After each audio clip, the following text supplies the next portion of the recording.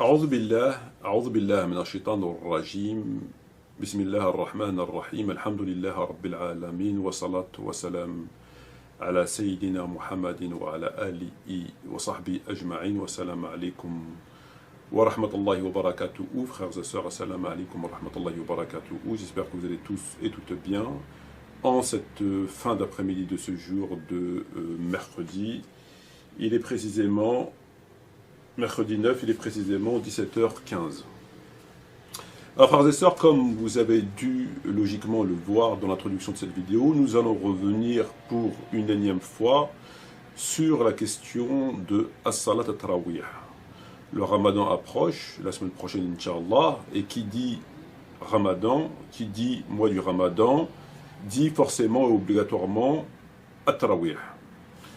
Les tarawih vont de pair, malheureusement, avec le mois du Ramadan. En tout cas, chez nous autres, les musulmans dits sunnites, puisque nous savons que les chiites, eux, contrairement à nous autres, ne font pas les tarawih. Ils ne le font pas, non pas parce que c'est une prière qui, à la lecture des textes, entre autres sunnites, est une prière innovée, mais ils ne la font pas parce que tout ce qui vient de près ou de loin de Omar ibn Khattab, radiallahu anhu, comme de Abu Bakr, Othman ibn Affan, etc., est radicalement, systématiquement, automatiquement rejeté. Alors, frères et sœurs, il me semble tout à fait important de revenir sur cette question afin que je puisse vous donner une fois encore les arguments qui laissent clairement à penser que c'est une prière non seulement innovée, et ceci de l'aveu même de Omar ibn Khattab radiallahu anhu lorsqu'il dit « An-ni'ma bid'a hadhihi » quelle excellente innovation, mais aussi que c'est une innovation blâmable, mazmouma, c'est-à-dire qui, selon la définition de tous les savants, contredit l'innovation, elle est considérée comme une innovation lorsque cela contredit ou le Coran ou la Sunna clairement prouvée. Voilà, un acte qui contredit le Coran ou qui contredit la Sunna muakkada, c'est-à-dire prouvée, établie, est forcément une innovation blâmable. Voilà, ça c'est la définition primaire reconnue par tous les savants. Alors, de surcroît, lorsqu'elle est introduite dans le corps de l'islam, lorsqu'on introduit ça dans le corps de l'islam, là ça devient carrément non seulement une innovation blâmable, mais aussi criminelle. Alors, le but de cette vidéo, c'est de, après avoir synthétisé et réfléchi, médité le sujet, réétudier le sujet, je vous ai fait une synthèse de 12 questions qui ont été en quelque sorte peaufinées, afin que vous puissiez les entendre, que vous puissiez, le cas échéant, les réfléchir et les opposer à ceux qui vous disent que non, c'est une sunna, comme dans les extraits qu'on verra en fin de vidéo, Inch'Allah. Donc il s'agit de dévoiler donc, cette innovation, et par ailleurs de dévoiler par la même occasion les mensonges et les manipulations qui vont avec ce sujet, puisque évidemment, on se rend compte de façon tout à fait claire que c'est tout à fait à la fois scandaleux et honteux que certaines personnes de toute évidence, certains chouyours, certains savants, certains érudits, comme on va le voir en fin de vidéo, essayent, tant bien que de mal, de taire cette vérité, qui, pour des raisons manifestement de sectarisme, entre autres, essayent une fois encore, comme ils l'ont fait pour Yom al-Khamis, pour le jour du jeudi, avec des éléments qui sont tout à fait fallacieux et ma foi, loin d'être convaincants, essayent de taire cette vérité, essayent de cacher les textes, essayent de dissimuler cette vérité, essayent d'étouffer un certain nombre d'éléments, et ils vont jusqu'à mentir, déformer les textes, s'arranger, prendre des libertés avec les textes, leur faire dire finalement ce qu'ils ne disent pas, etc., etc., pour venir à une conclusion selon laquelle non, ce n'est pas une bid'a, et que finalement le prophète ne l'a pas interdite, etc., etc. Donc il s'agit malheureusement de ce fameux minhaj, le minhaj de Ad-Dassisa ou le minhaj al-Hila. Donc c'est le minhaj de la combine et et de l'astuce, finalement. On se rend compte que leurs arguments reposent sur des éléments combinés et de l'astuce. C'est triste à dire, mais c'est une vérité. Alors, il convient à tout musulman et à toute musulmane qui a un minimum de crainte divine, un minimum d'amour pour le prophète Mohammed d'écouter cette vidéo, de la réfléchir, de l'opposer aux arguments qu'ils entendront ici et là, et le cas échéant, de transmettre le message. Voilà, je pense que c'est le minimum que nous puissions faire. Alors, nous avons vu, frères et sœurs, que le prophète Mohammed, on l'a vu, on l'a revu, on l'a revu, a dit, lors de la 3e ou 4e nuit, lorsqu'il n'est pas sorti prier avec ses compagnons, le prophète Mohammed a dit « Priez chez vous ».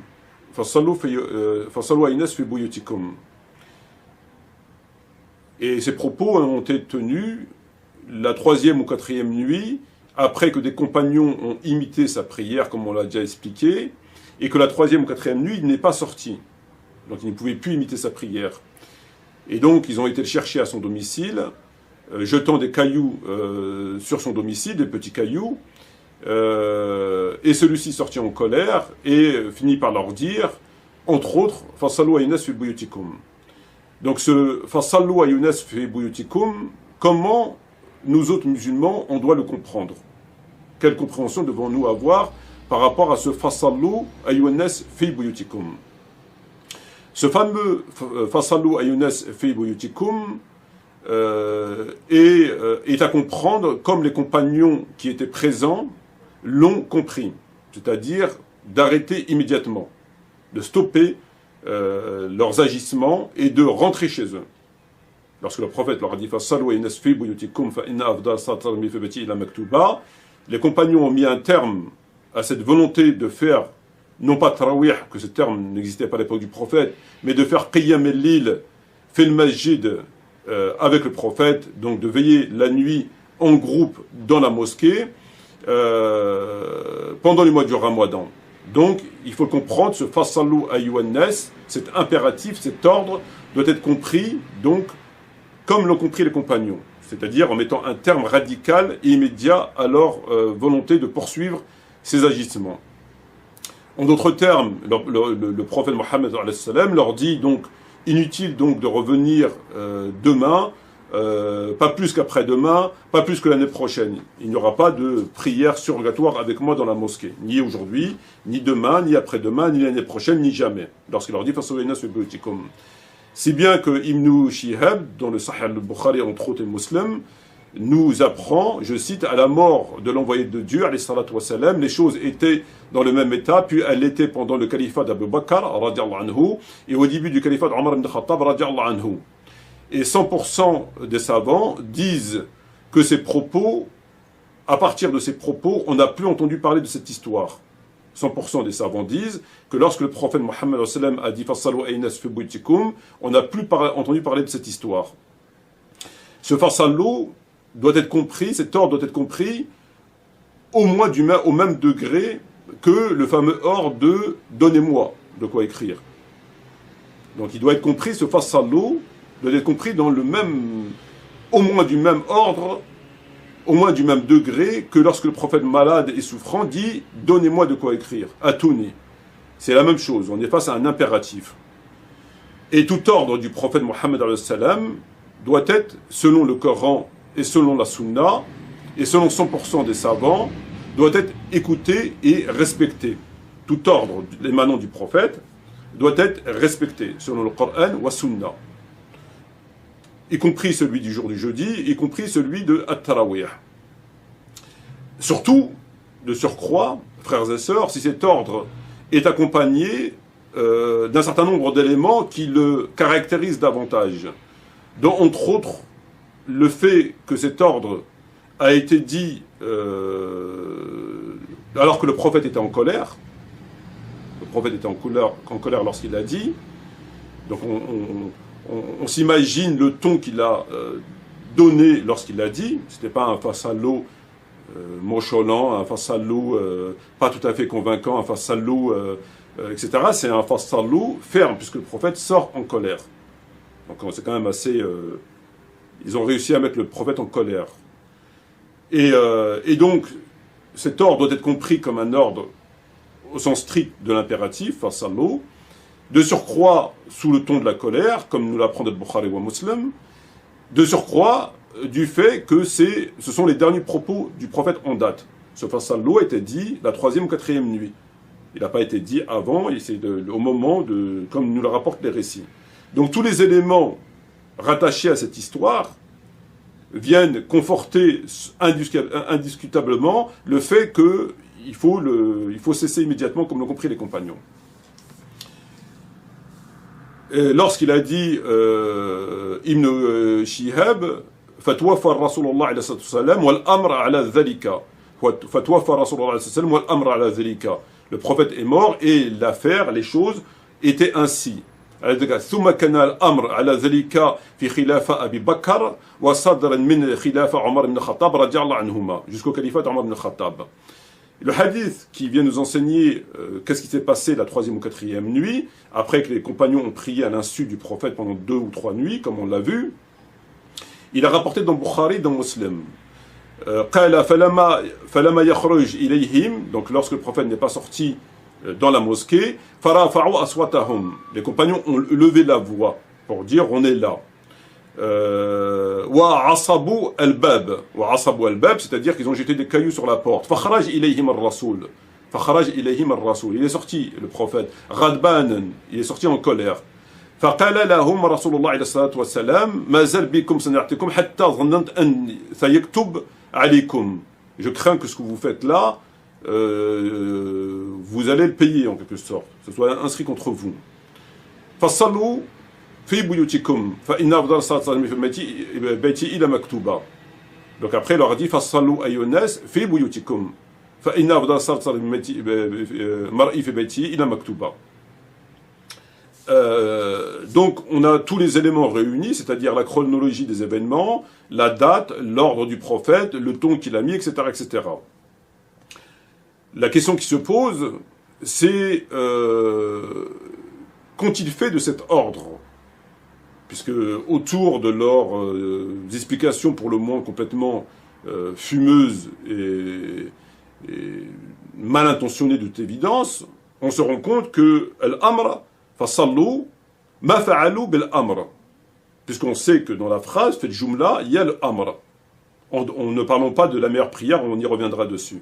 Il y a le amr. Et le amr, dans le sharia, dans le Coran ou le Sunna, l'amr du prophète Mohammed, il doit être obéi. Et on se rend compte qu'ils ont fait abstraction de l'ordre. L'ordre du prophète, ce n'est pas une recommandation, ce n'est pas un conseil, c'est un ordre. Ils l'ont complètement occulté. Donc la question qui se pose réellement, c'est pourquoi que ceux qui accomplissent aujourd'hui At-Tarawih, donc Qiyam al-Layl à la base, qui est devenu plus tard Tarawih, ils le font non pas fi buyutihim, comme le précise le prophète Mohammed, mais ils le font dans la mosquée. Pourquoi aujourd'hui, les musulmans, avec tous les éléments qu'ils ont, les preuves qu'ils ont, l'ordre du prophète, la chronologie, etc., etc., ce que je viens d'évoquer, pourquoi les musulmans contredisent cet ordre qui les autorise à ne pas respecter la parole du prophète? Qu'est-ce qui est venu abroger la parole du prophète? Au nom de qui? Au nom de quoi? Au nom de quelle science finalement? Parce que pour qu'on puisse ne pas obéir au prophète, c'est quand même pas rien. Je veux dire, ton jeûne ne peut être annulé par le simple fait que tu désobéisses au prophète. Donc, ce n'est pas impossible. Donc, ces gens à qui on leur expose ces preuves, ne serait-ce que de ce point-là, ce que je viens d'exposer, et qui font le contraire, donc la désobéissance au prophète, donc encore une fois, il faut préciser et redire qu'on n'est pas dans la recommandation de le conseil. Fasallu ayyuhannas fi buyutikum, ici, fasallu, c'est un ordre, c'est un impératif. C'est-à-dire que le prophète ne te laisse pas le choix.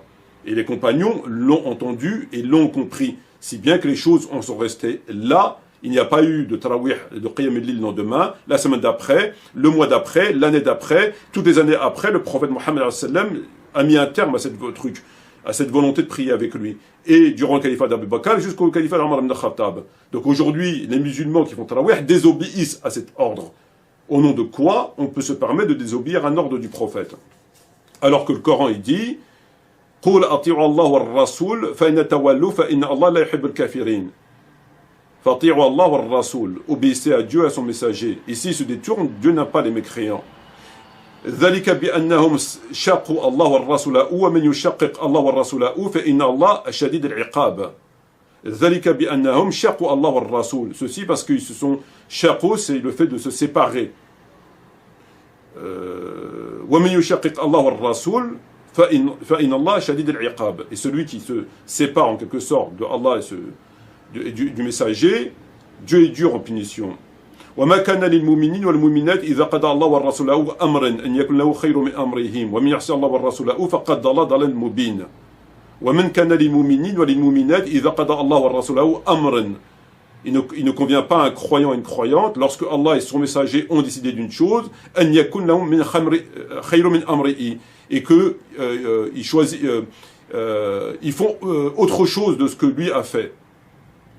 وَمِنْ يَعْصِ اللَّهَ وَالرَّسُولَ. Et celui qui désobéit à Dieu et à son messager, فَقَدْ ضَلَّ ضَلَالًا مُبِينًا. Il s'est égaré d'un égarement évident.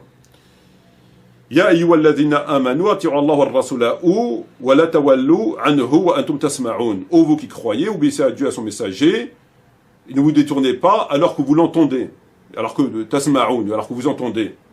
وَلَا تَكُونُوا كَالَّذِي قَالُوا سَمِعْنَا وَلَمْ يَسْمَعُونَ. Ne soyez pas comme ceux qui disent nous avons entendu alors qu'ils n'entendent rien du tout. Inna shara dawab inda Allah, summum bukmum, alladhi la ya'qilun. Les pires des créatures auprès de Dieu, ce sont ceux, les pires bêtes auprès de Dieu, ceux qui n'entendent pas, qui ne comprennent pas. Donc la question numéro 1, c'est bien celle-ci, c'est comment se fait-il, frères et sœurs, qu'ici ils arrivent à désobéir à un ordre du prophète, tout ce qu'on a expliqué, pourquoi ils font le contraire? Qu'est-ce qui leur permet de faire le contraire? Est-ce qu'il y a un verset coranique qui est descendu après? Est-ce qu'il y a un prophète qui est venu après? Est-ce que c'était abrogé? Est-ce que c'est pas un ordre, c'est juste un conseil? Qu'est-ce que c'est? Quelle explication peuvent-ils nous donner?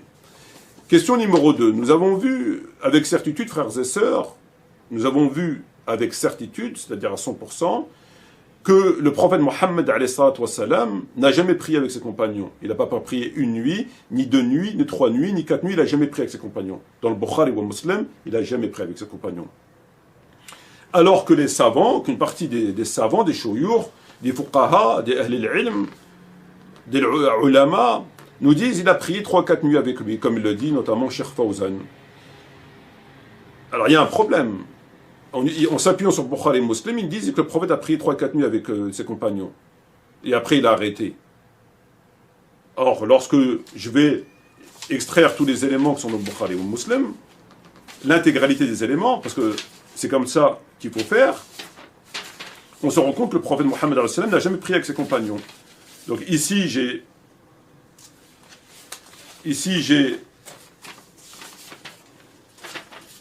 les textes intégraux dans le Sahih de Bukhari et Muslim. J'en ai 1, 2, 3, 4, 5, 6, 7, 8, 9, 10 textes. On ne va pas les relire pour alors dire, parce que je pense que tout le monde a bien compris, mais on va lire ce qui prouve que le prophète n'a pas prié avec eux. On va s'intéresser aux éléments, à l'anasir, comme quoi le prophète n'a pas prié avec eux. Dans tous les textes. Premier texte, celui-ci, dès qu'ils sont aperçus, resta assis. Celui-ci, le prophète, dès qu'ils sont aperçus, resta assis. Quand tu pries avec quelqu'un, tu ne restes pas assis. Ça me semble évident. Puis il alla vers ses compagnons. Et il alla vers ses compagnons. Donc c'est prouve qu'il n'a pas pris avec eux. Texte numéro 2. Le prophète avait mis une natte qui le séparait des gens. Une natte qui le séparait des gens.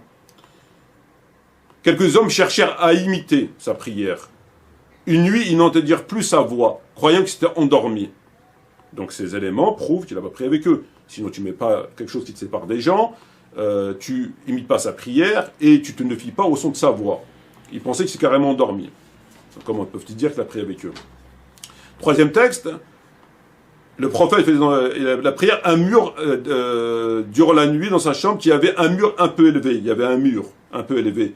Et en voyant la silhouette du prophète, ils prièrent selon la silhouette du prophète. Donc il y avait déjà un mur un peu élevé, et on parle de silhouette. Quatrième texte, le prophète dit « J'ai vu ce que vous avez fait, mais ce qui m'a empêché de sortir. J'ai vu ce que vous avez fait. » Donc il n'a pas pris avec eux.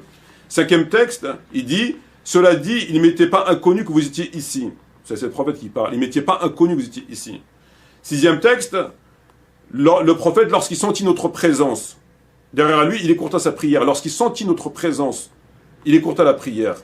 Et le lendemain, on lui dit « T'es-tu rendu compte de notre présence la veille ?» Oui, déclara-t-il. C'est d'ailleurs ce qui m'a poussé à agir comme je l'ai fait. Donc là, on ne peut plus clair. Il a senti notre présence. Lorsqu'il a senti notre présence, il a arrêté, il a écourté la prière, il est parti. Et le lendemain, on lui pose la question au prophète. Il lui dit, est-ce que tu savais qu'on était là? Il dit, oui, c'est ce qui m'a poussé justement à arrêter. Septième texte, j'ai bien vu ce que vous avez fait. J'ai bien vu ce que vous avez fait. Huitième texte, le fameux texte, le prophète leur dit, sorti en colère, etc. Le neuvième texte, il dit, je n'ignorais pas votre présence. Et le dixième, il dit, j'ai vu ce que vous avez fait. Alors, moi, j'aimerais simplement savoir, de qui se moque-t-on lorsqu'on vient nous affirmer que le prophète a pris avec ses compagnons? Comment peut-on harmoniser l'intégralité des textes du Bukhari Muslim, où le prophète, clairement, n'a pas pris avec eux, c'est impossible, et qu'on vient nous dire, de façon tout à fait... c'est quand même assez incroyable, hein, d'un aplomb... la certitude du con, quoi. C'est la certitude de la brutitude du village. Hein. Le con a toujours une certitude qui, ma foi, ébranle c'est quand même incroyable. Ils vous disent, non, il a prié avec ses compagnons 3 à 4 jours. À la lecture de Bukhari Muslim, il n'a jamais prié. Ou alors, il faut qu'on nous explique comment un imam, de surcroît un prophète, peut rester assis, leur dire, j'ai vu ce que vous avez fait, ce que vous avez fait. Bon. Et surtout, le dernier texte en date, c'est-à-dire que le prophète n'est pas sorti, et qu'ensuite, le texte que j'ai lu, il est sorti en colère, et lorsqu'ils ont jeté des pierres, parce qu'il n'est pas sorti, etc., etc. Donc, le simple fait que le prophète ne sorte pas cette nuit, et qu'eux, ils vont chercher, là encore, prouve qu'il n'a pas prié avec eux. Parce que quand tu pries avec des gens, et que tu n'as pas l'intention de venir le lendemain prier avec eux, il est bien évident que tu leur dis. C'est quand même le moins des choses. Donc, s'il avait prié avec eux, encore une fois, il leur aurait dit, ne venez pas demain, les choses auraient été claires. Or, lorsqu'ils n'ont pas vu la 3e ou 4e nuit, ils sont partis le chercher. Ça prouve bien, encore une fois. Ou alors, on va considérer que le prophète se comporte d'une façon assez étrange.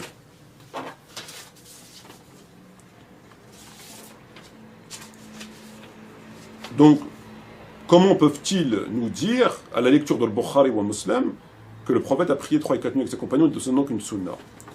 Troisième question, nous savons que le prophète a dit la meilleure prière pour un homme est celle qui est faite chez lui. Afdal as-salat salat mar'i fi baytihi ila maktuba. La meilleure prière pour un homme est celle qui est faite chez lui, ila maktuba. La question, elle est simple. C'est pourquoi que ceux qui accomplissent cette tarawih font une prière qui est moins bonne.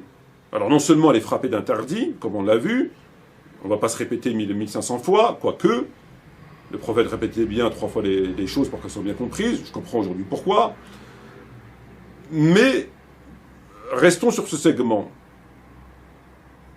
Nous savons, c'est un enseignement islamique, prophétique sahih, khayru as-salat, afdal as-salat al-mar'i fi baytihi ila maktuba.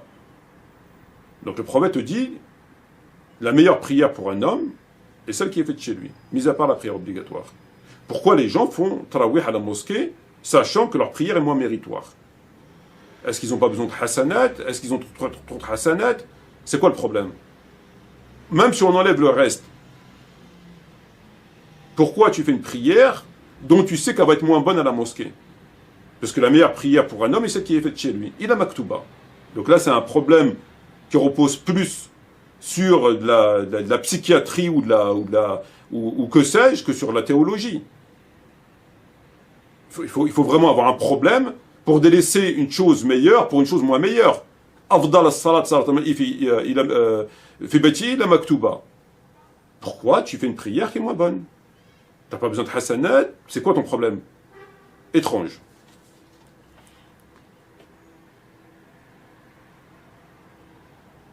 On nous affirme que le prophète Mohammed a prié 3 et 4 nuits avec ses compagnons. Donc on nous dit sunna. Il a prié 3 et 4 nuits. Chose qui est fausse, mais passons. Donc c'est une sunna. Mais nous savons, 100% des savants disent que le prophète n'a jamais fait de toute sa mission prophétique, ni à la Mecque, ni à Médine, jamais, ne serait-ce qu'un seul ramadan, il a prié un mois avec les compagnons. Jamais. Jamais. Il n'y a aucun savant qui vous dira ça. Donc 100% des savants vous diront que le prophète, depuis qu'il a été prophète du premier au dernier jour, n'a jamais prié un mois dans la mosquée, Qiyam al-Layl, pendant le ramadan.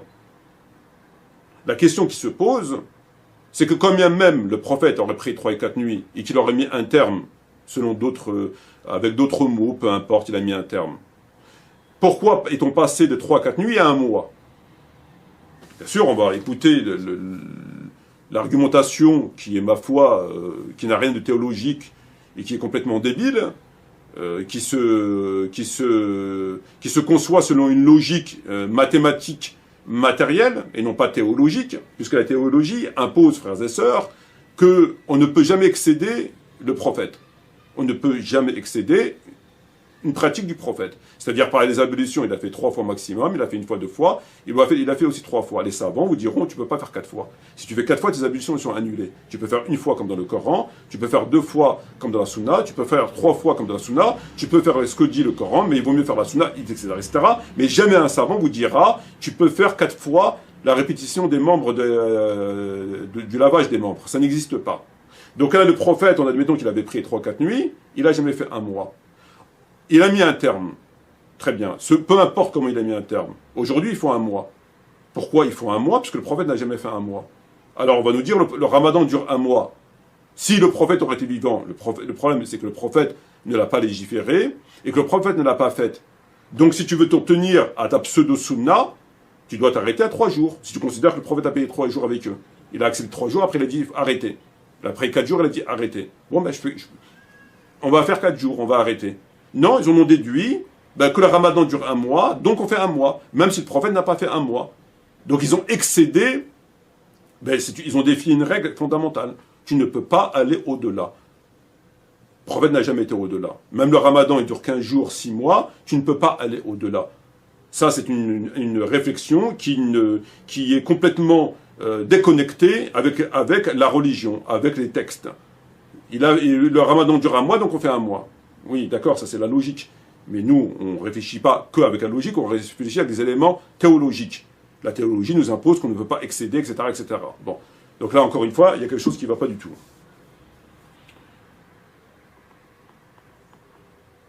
On nous a affirmé, voire même bassiné, depuis très longtemps, qu'il y avait un consensus. On nous a dit « ijma'. At-tarawih sunna muakkada wa fiha ijma'. Illa shia. » Et Metmati. Ijma'. 100% des savants, 100% des sahaba, 100% des tabi'in, ijma'. Mensonge ou ignorance? On l'a vu dans le texte de l'imam Shatibi al-Muwafaqat, où on trouve kana kabar من السلف والصحابة وتابعين انصرفون بعد صلاة العشاء إلى بيوتهم ولا يقوموا مع الإمام. Il y avait parmi les salafs et parmi les compagnons et les tabi'in, ils faisaient l'isha et rentraient chez eux. Bon, ceux-là, apparemment, on ne les a pas comptés dans le consensus. On fait des consensus comme on fait des crêpes. Fraises, framboises, on vient mentir aux gens. On nous dit ijma'. Ijma', d'après Shatibi al-Muwafaqat, كان كبار من السلف من الصحابة والتابعين يصرفون بعد صلاة العشاء في بيوتهم ولا يقومون مع الناس. Donc cela on ne les a pas comptés. On a vu dans le livre de l'imam Kitab al-Athar al-Musannaf al-Hadith wal-Athar de Abu Bakr Abdullah ibn Muhammad ibn Abi Shayba rahimahullah, tome 2 Dar al-Kutub al-Almiya Beyrouth, Lebanon 1995. On a des récits où on apprend ce qui suit. Ibn Omar ne rejoignait pas les gens pour prier la prière du Ramadan, et ajoute Salem et Qasim ne le faisaient pas non plus. Un homme demanda à Ibn Omar de prier la nuit derrière l'imam pendant le Ramadan, il lui dit tu écoutes tout comme un âne. Ibrahim a dit si je ne connaissais pas plus d'une sourate ou deux, les répéter à mes yeux est plus bénéfique de prier toute la nuit, de prier chez moi toute la nuit derrière un imam pendant le Ramadan. Ibrahim guidait leurs prières canoniques, mais il ne les guidait pas pour les prières du Ramadan. El-Qama et Al-Aswad ne le faisaient pas non plus. Quoi d'autre encore? On a demandé à Hassan al-Basri, rahimahullah, dois-je rejoindre les gens pour la prière ou bien prier seul? Déjà, étrangement, pourquoi poser une question puisqu'apparemment il y a un consensus? Il a dit que tu lises le Coran me semble meilleur que de l'entendre réciter par un autre. Il a dit, je préfère que tu lises le Coran tout seul. C'est mieux que de l'entendre par un autre. Bah, sa réponse, on sent bien qu'il est gêné, mais ça veut dire ce que ça veut dire. Ça veut dire ce que ça veut dire. Donc il lui dit, prie chez toi finalement. Et dans le livre de l'imam At-Tahawi, rahimahullah, Sharh Ma'ani al-Athar, l'explication des significations des traditions, l'imam Abu Ja'far Ahmad al-Muhammad al-Tahawi, tome 1 de al-Kutub al-Almiya, Beyrouth al-Lebnan 2006, pareil, on y rapporte pratiquement les mêmes textes. Ibn Omar ne faisait pas la salat al-Tarawih, un homme dit à Ibn Omar, etc., pareil. Si je ne connaissais qu'une seule sourate du Coran, les répétait pareil. Abdullah ibn Youssef, à la suite de Ibn Layla, etc., que Awla ne faisait pas les prières durant le mois de Ramadan, partait chez lui, c'était pareil. J'ai vu Qassam Salam Nafir repartir, etc. Et l'imam Tahawi conclut wa zalika as-sawab. Nous avons dans le livre ici de Anil wal-Atar un texte selon lequel il dit wa qalat al-'itra inna tajmi' fiha bid'a. La descendance du prophète a dit c'est une bid'a, le fait de se regrouper pour la prière tajmi' fiha bid'a. Et l'imam Malik dans son livre Al-Mudawana في قيام رمضان كان ابن هرموز ينصرف فيقوم بأهله وكان ربيعة ينصرف وعدد غير أحد من علمائهم كانوا ينصرفون ولا يقوموا مع الناس قال الإمام مالك إن وأنا أفعل ذلك. Donc Ibn Hormuz et un tel et un tel et un tel, pas Tarawih, l'imam Malik a dit moi je fais pareil.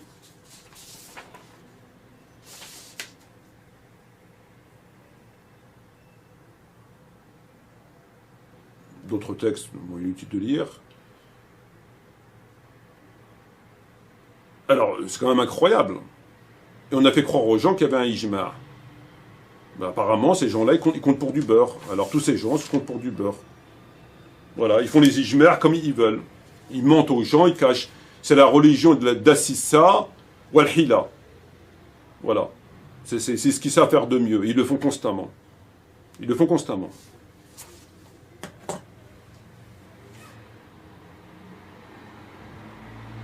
Alors là où ils ont mis l'arnaque du siècle, c'est leur fameux ijtihad. Ils ont pris, vous verrez dans les extraits vidéo, ils font comme s'ils ne voyaient pas le hadith fasalu aynas fi buyutikum. Ils prennent que j'ai craint que cette prière tuktub alaykum. Voilà. Et ils ont pris ce hadith, ils ont pris celui-là, l'autre ils l'ont délaissé, il n'existe pas, alors qu'il est non seulement le dernier en date, mais surtout, comme on l'a vu dans An-Nasa'i et dans Ibn Sa'ad, que, en fait, compte, c'est le même hadith. Seulement, il est coupé. Ce qui fait partie du hadith maqtou'. On en a, فَأَمَرْتُ نُقَتِلِ النَّاسِ بِدُونِ الزَّكَاةِ وَالصَّلَاةِ, et on trouve dans notre hadith avec ça, etc., etc. Donc, ça fait partie de la science du hadith. On a un morceau là-bas, il faut les recoller. On le trouve collé dans An-Nasa'i et dans Ibn Sa'ad. Et eux, qu'est-ce qu'ils ont fait? Ils ont pris le hadith. Ils ont coupé la phrase du prophète, ils ont pris juste la partie qui les intéressait, donc ils n'ont pas laissé le prophète terminer sa phrase, en quelque sorte, où il dit « Ce qui m'a empêché de vous rejoindre, c'est que j'ai craint que cette prière soit une obligation », ils l'ont coupé là. Ils ont coupé ce hadith-là, ils l'ont pris comme il était, donc ils savent qu'il est coupé, ils l'ont pris comme il était, ils ont fait un ijtihad. Ils vous disent quoi? Ils disent « Oui, le prophète ne l'a pas interdit. Il a simplement dit « J'ai craint ». Bon, comme même il ne l'aurait pas interdit, le fait que le prophèt ne l'a pas institué, 100% des savants disent qu'il ne l'a pas institué, tu ne peux pas instituer une prière après le prophète. À moins que tu es prophète, ou à moins que tu es Dieu, ou à moins que tu as une... Tu peux pas. Bon. Comme même, le prophète n'aurait pas dit fasalu fi buyutikum, comme même. Le prophète, il n'a pas institué, c'est terminé. Ma'lish. Ils ont pris ce hadith, ils ont fait ijtihad. Le prophète n'a pas interdit, le prophète il est mort, ça ne va pas être obligatoire, blablabla, blablabla, blablabla. Or, ce hadith, il est amputé, on récupère les deux morceaux, on les colle. C'est ce qu'ils auraient dû faire, comme il s'est écrit dans d'autres hadiths. Ils auraient dû les coller. Donc là, on a le propos complet. Ce qui m'a empêché de vous rejoindre, c'est que c'est une prière obligatoire. Dorénavant, au fidèles près dans vos demeures, voilà. Et là, ils auraient dû faire un ijtihad sur le hadith complet, en retenant l'amr, ma fa'alu bil amr, en retenant la meilleure prière, en retenant la colère du prophète, en retenant la chronologie, etc., etc. Ils n'ont pas fait tout ça. Donc ils ont écarté tout ça, ils ont pris juste ce qui les intéressait. Ils ont fait leur marché. C'est bien. Alors qu'on sait que dans l'ilm al-hadith, on doit se conformer aux ordres de l'envoyé de Dieu en se tenant toujours à la dernière en date. l'année de la conquête du messager de Dieu durant le voyage, durant le ramadan, il jeûna jusqu'à Khadid, puis on mangea. Et les compagnons du messager de Dieu se référaient aux pratiques les plus récentes du prophète. Ne pas jeûner en voyage fut la dernière des pratiques. Or, c'est la dernière pratique du messager de Dieu qu'on se réfère. Ça fait partie des ilm de hadith. L'ilm de hadith, c'est toujours le dernier en date. Et le dernier en date, 100% des savants vous disent, c'est quand il est sorti de chez lui. C'est à ce moment-là qu'il a mis un terme. C'est-à-dire que là, on met tout le monde d'accord. Les autres qui traînent à droite à gauche, on ne sait pas quoi, pourquoi, qui, comment. Bon, malish, on écarte tout ça. Quel était l'épilogue de cette histoire? L'épilogue de cette histoire, c'était quoi? C'est quand il est sorti de chez lui. Ils ont jeté des pierres. 100% des savants reconnaissent. Personne ne va te dire non, celui-là était avant. Voilà. Qu'est-ce qu'il a dit? Il a dit ce qu'il a dit. On retient ce hadith. On retient ce comportement. On retient ce propos. C'est toujours le dernier en date. Quand bien même il aurait approuvé un jour avant, il aurait prié avec eux toute la nuit. S'il sort le lendemain comme ça, c'est terminé. Alors là, non seulement il n'a pas prié avec eux, non seulement il n'a pas approuvé, mais en plus, non, ils ont parti prendre d'autres. C'est magnifique. Mashallah. Comme le dit le savant Fawzan et d'autres, il vous dit c'est une sunna muakkada. Al-muakkada, ça veut dire akid, la shik fiha, il n'y a pas de doute. Al-muakkada, ça veut dire sunna muakkada, la shik fiha. Akid, le prophète l'a fait. Très bien. Bah, si elle est muakkada, comment ça se fait que ça ne sert pas comme une varakha, il a fait le prophète? Il te dit c'est une sunna muakkada, mais ils ne savent pas comment il a fait le prophète. C'est quand même un peu paradoxal. Ils sont partis voir Aïcha radiallahu anha pour lui demander combien le prophète faisait de rak'a. Elle a dit il faisait tant de rak'a, il ne dépassait pas tant de rak'a ni pendant ni en dehors du ramadan. Et de là, ils ont commencé à construire. Donc sunna muakkada, il l'a fait, mais ils ne sont pas capables, ils sont incapables de nous dire combien de rak'a il a fait. Mais c'est une sunna muakkada.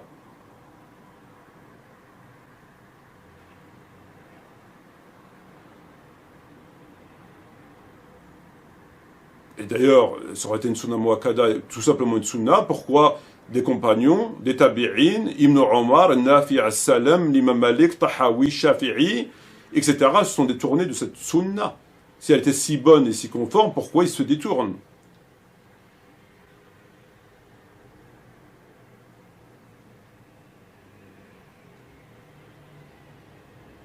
On nous dit que Omar n'a fait que revivifier une sunna délaissée par le prophète.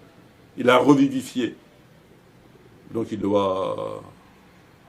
Ben, si le prophète il a délaissé, c'est qu'il y a une raison. Pourquoi tu viens derrière et tu la revivifies?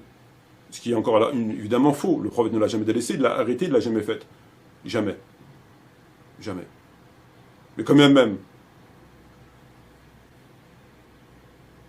Et le plus important, c'est que 100% des savants vous disent que depuis ce jour-là, ben d'ailleurs on l'a lu le texte, on n'a pas besoin des savants, on n'a plus entendu parler de cette prière.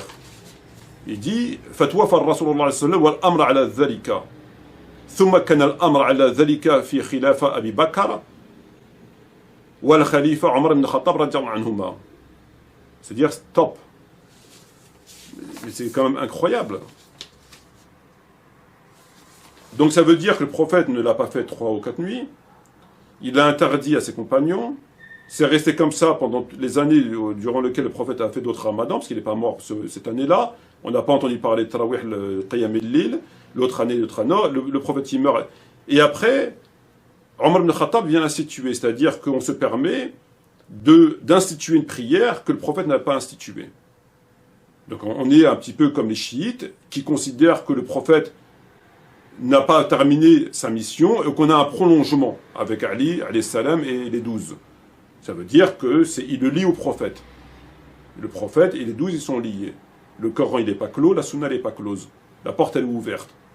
Donc on a besoin de Ali, qui est un mahsoum, etc., qui va continuer la mission du prophète. C'est-à-dire qu'on ne peut pas s'arrêter au prophète. Alors que dans le Coran, il dit, si le prophète venait à mourir ou s'il venait être tué, retournerez-vous sur vos pas. Donc là, Allah, il a mis le terme au prophète. Il a dit, si le prophète venait à mourir ou vous serez tué, est-ce que vous allez retourner sur vos pas? Donc le retour sur les pas, il ne l'a pas mis à Ali. Il ne l'a pas mis pour les 12. Il dit à partir du prophète. C'est là.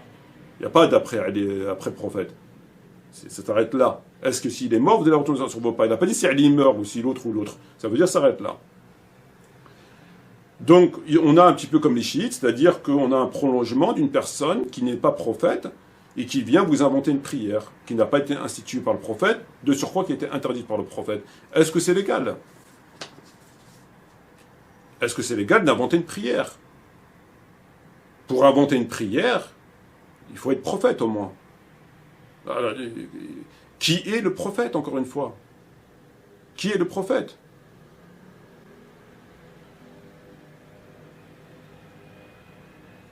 Yawma akmaltum lakum dinukum wa atmannat alaykum ni'mati wa raditu lakum al-islam dinin. Aujourd'hui, j'ai parachevé votre religion.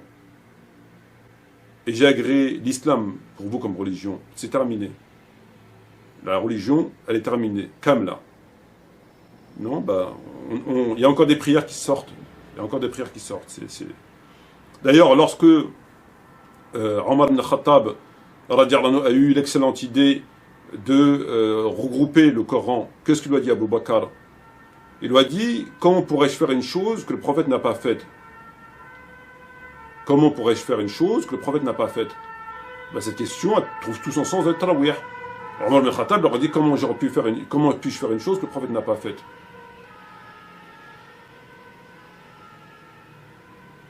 Donc on se rend compte qu'il y a effectivement quelque chose de très grave, et qu'on se rend compte que Omar ibn Khattab, il gagne tout le temps par rapport au prophète. Le jour du jeudi, il a gagné, et Tarawih, il a gagné. Donc vous avez toujours des gens qui se mettent du côté de Omar, et des gens qui se mettent du côté du prophète. Le jour du jeudi, vous avez donnez-lui pas. En fait, quand Omar gagne, et ceux qui suivent Omar ont gagné, parce qu'on ne l'a pas donné, et Tarawih, fassalou fi buyutikum, fassalou fi masajid, c'est Omar qui gagne.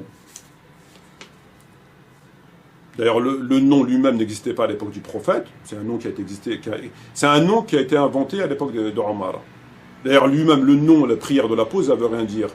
Prière de l'appui, on connaît. Prière de salutation de la mosquée, on connaît. Prière avec le Dhar, Asal, Maghrib, Isha, on connaît. Prière Qiyamil, on connaît. Prière des pauses.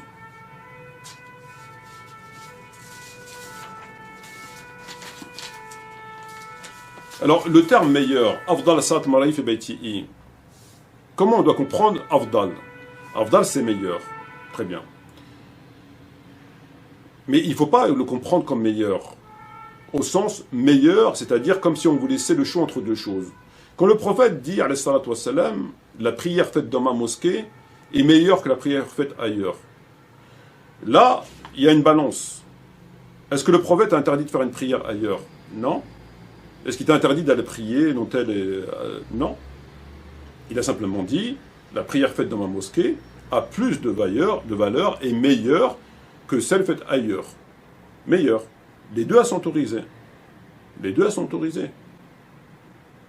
Simplement, il y a une balance. Celle-là, elle est meilleure que celle là-bas. Les deux, elles sont bonnes, mais celle-là, elle est meilleure que celle de là-bas. Elles sont meilleures. C'est tout. Est-ce que c'est interdit? Non. Mais elle est meilleure là-bas. Très bien. Est-ce que Tarawih, il faut le comprendre comme ça? Afdal as-salat salat fi baiti'i. Non. Pourquoi il ne faut pas le comprendre comme ça?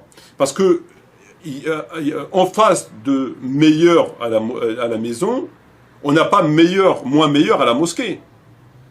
Il n'y a pas la prière est meilleure à la maison et moins meilleure à la mosquée. On n'a pas de comparatif, on n'a pas de balance. Pourquoi? Parce que celle qui est faite à la mosquée est frappée d'un interdit.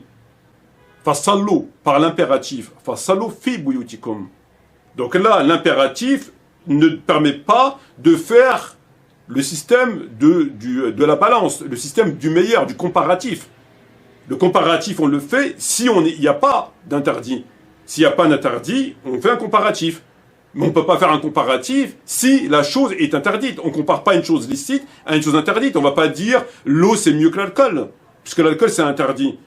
Donc on ne peut pas dire, mais on peut dire que l'eau c'est mieux que le jus d'orange. L'eau c'est mieux que le jus de pomme. Pourquoi? Parce que tous les deux sont autorisés. Donc là, le comparatif, on l'accepte. Mais quand le prophète dit « Fassalu fi buyutikum », le fassalu est un ordre, comme on l'a expliqué. L'ordre impose l'interdiction. C'est-à-dire, ici, c'est un sens interdit. Tu ne peux pas y aller. Donc, le meilleur ici, afdal, il ne faut pas le comprendre avec la mosquée. Parce que ici, c'est frappé d'interdit. Il faut le comprendre au sens de l'enseignement de la prière, entre la prière surrogatoire et la prière obligatoire. Ça veut dire quoi? Ça veut dire qu'ici, il faut comprendre la meilleure prière pour un homme, au sens général du terme, est celle qui est faite chez lui. Illa al-maktuba. Donc c'est l'enseignement général qu'il faut tirer de ça.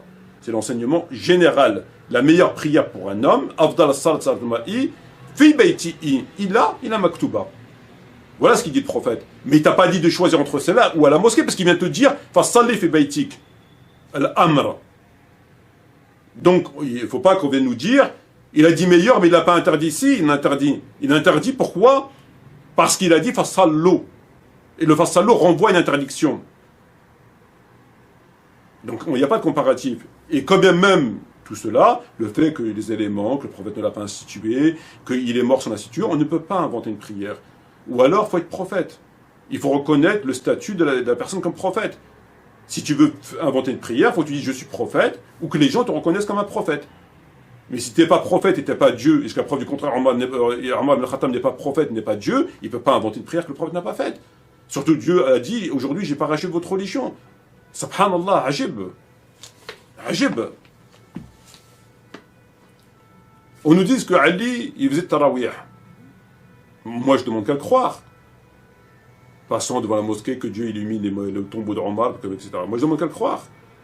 Mais moi, quand je lis d'autres livres, c'est pas ce qu'il écrit. Quand je lis le livre de Shawkani, où il dit l'Itra ne faisait pas tarawih, on pose comment ça se fait?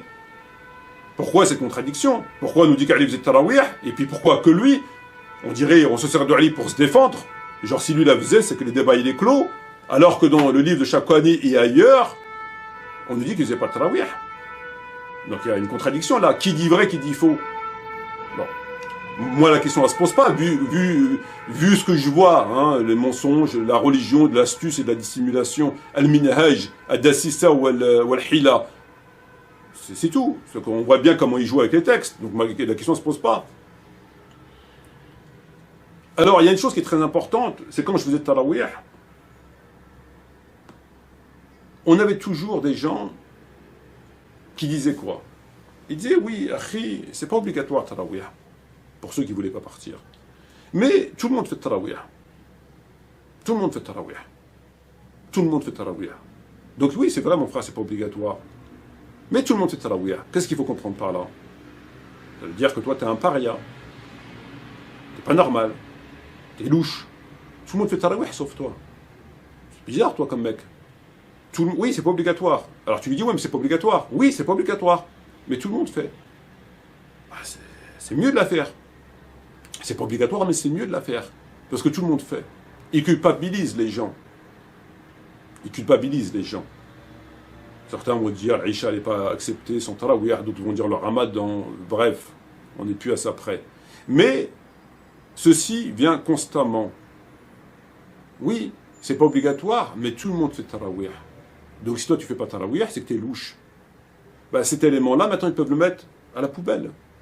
On ne peut plus culpabiliser les gens aujourd'hui. Parce qu'aujourd'hui, lorsqu'on sortira ce propos, ben, on leur répondra simplement, ben oui, mais il y avait des compagnons qui ne faisaient pas tarawih, il y avait des tabi'in qui ne faisaient pas tarawih, il y avait des savants qui ne faisaient pas tarawih. Hassan al-Basri, rahimahullah, a dit, je préfère que tu lises le Coran seul, que tu l'écoutes de chez un autre. Al-Qasim, Salim, Nafi', Urwa, Ibn Omar, Ibrahim, Al-Qama, Al-Aswad, une partie des Hanafites,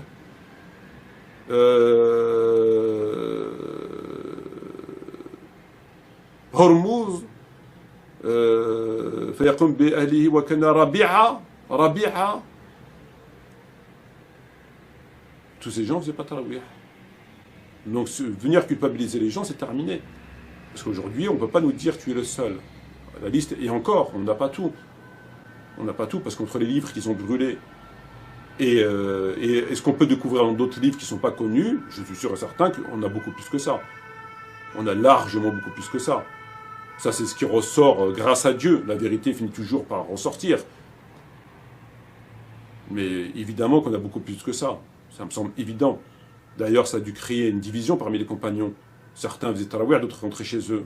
On s'imagine l'atmosphère. On s'imagine l'atmosphère.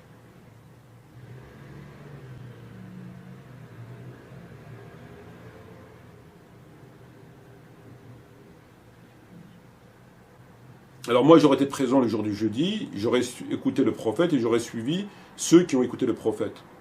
J'aurais été présent pour Tarawih, Qiyam al-Layl, j'aurais écouté le prophète. Chacun a son camp. Certains préfèrent le camp adverse. Atouni, non, il ne faut pas donner, machin. Sallu fi buyutikum, non, sallu fi al-masajid.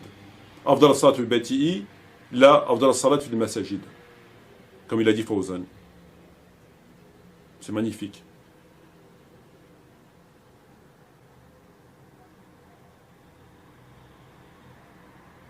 Et finalement, on se rend compte de quoi? Une prière innovée, salat mubtadi'a, dans une mosquée faite de la fitna, dirigée par un imam laïque, salarié du Tarout.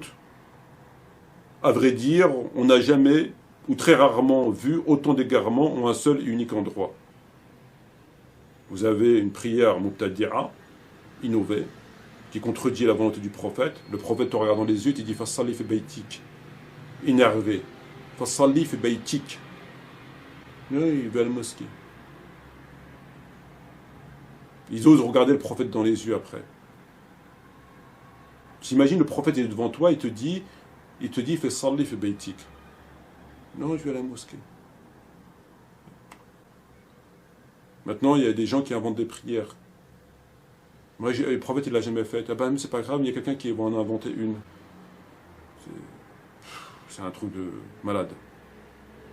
Une prière innovée, faite dans les mosquées de la fitna, ceux qu'on connaît, dirigée par un imam laïque.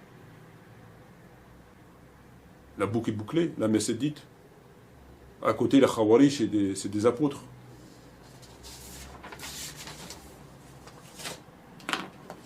Les choses sont parfaitement claires et limpides. C'est-à-dire, vous prenez le problème d'où vous voulez prendre, vous prenez par là, vous êtes bloqué par là, vous prenez là-bas, vous êtes bloqué par là, vous prenez là-bas, vous êtes bloqué par là. Inutile de jouer sur... les savants n'ont pas dit que c'est une bid'a mazmouma, etc. Il n'y a pas besoin de savants. Fassallu fi buyutikum, fatwa ta'an nabiy Muhammad sallam, fassallu fi buyutikum. C'est un ordre, c'est un impératif qui a été obéi, etc. Il n'y a pas besoin de fatwa, il n'y a pas besoin de ceci, il n'y a pas besoin de cela. Point à la ligne. Vous prenez le problème d'où vous voulez, c'est clair, net et précis, c'est limpide. Seul quelqu'un qui a le cœur aveuglé par le sectarisme va venir vous dire oui, mais l'ordre, c'est pas un ordre, oui, mais Omar, Dieu a dit, nanani, les Mahsoum, nanani, nanana, s'il y avait un inspiré dans ma nation, c'est fini l'époque des Mahsoum maintenant. C'est une époque qui est révolue, ça c'était à l'époque, ils croyaient qu'il y avait des gens infaillibles. On est au XXIe siècle aujourd'hui, les gens ont compris qu'il n'y a pas de gens infaillibles. C'est fini, infaillible, ça. C'est dans les feuilletons de David Vincent, les Martiens, les ovnis, tout ça, la Corée du Nord, à la limite au bled. Les gens normaux, les gens qui ont évolué, ont compris qu'il n'y a pas d'infaillible.